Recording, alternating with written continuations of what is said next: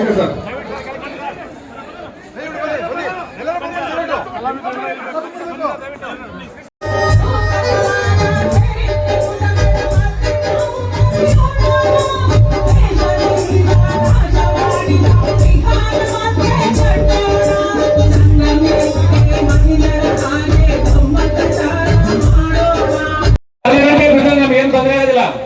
ಅಂಬೇಡ್ಕರ್ಗಾಗಿ ಎರಡು ನಾವು ಬಿಸಾಡಿದ ಸಮಸ್ಯೆ ಆಗಲ್ಲ. ದಯವಿಟ್ಟು ಎಲ್ಲರೂ ಕೂಡ ಆ ಮೈದಾನದ ಮಧ್ಯಭಾಗ ಬರ್ಬೇಕು. ಎಲ್ಲ ಹೆಣ್ಮಕ್ಳು ಬರ್ರಿ, ದಯಮಾಡಿ ಮೆಟ್ಲ ಮೇಲೆ ನಿಂತವರು